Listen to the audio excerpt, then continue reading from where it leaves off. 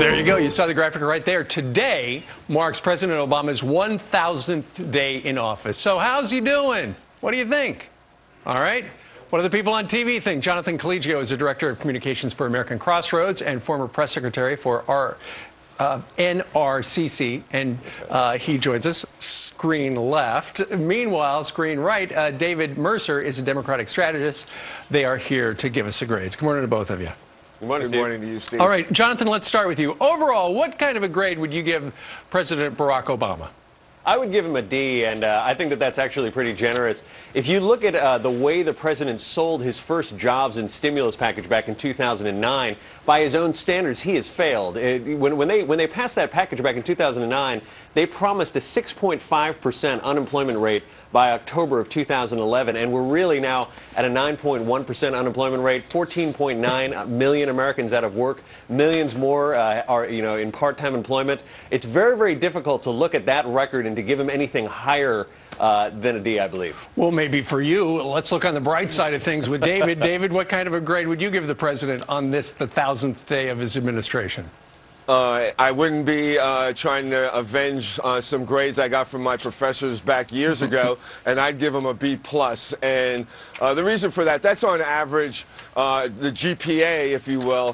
When you couple in giving him a B+ on the economy, I don't think anybody but the president really knows the magnitude of the crisis we were facing and the consequences of it. He stood his ground. He faced it down to stem the tide in stopping the bleeding that was costing us 600,000 jobs a month to getting to a net job growth. Now, the question was on the projections, which I think were a little closer than what Jonathan alluded to in promising 8% unemployment. To be off by a margin of error of 1% does have consequences for those that are unemployed, sure. But at the same time, we did stem the tide, and we will reverse that. And what we really need here for him to perform to an A level is the same kind of commitment and patriotism in providing for our troops or providing for our security. We need an economic surge to get us on the course permanently to recovery. The economic surge, David, was supposed to be the stimulus. Jonathan, what's got to be troubling for the president, Jonathan, this is for you. Jonathan, we just saw Bus Force One right there, idling. The president's going to jump in it a little later on today. The fact that he is going to do a 3-day swing through a couple of swing states, that says a lot about what the White House thinkers have in mind regarding his reelection, doesn't it?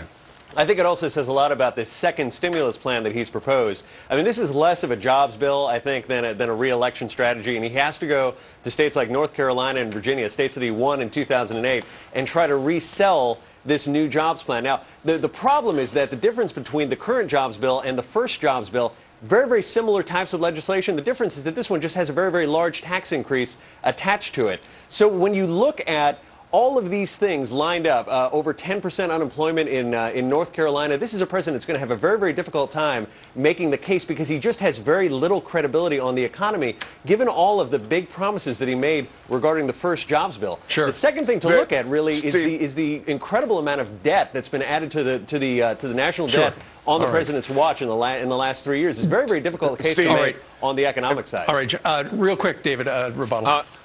The rebuttal would be that the reason he's on the road is to correct the myths that John just put out there with regard to what he's trying to do, because there is no tax increase in this.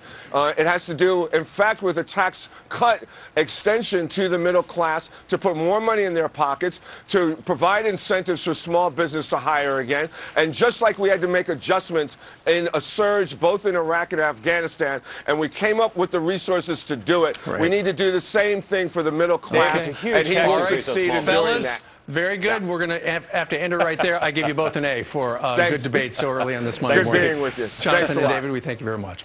All right, 27 minutes after the top.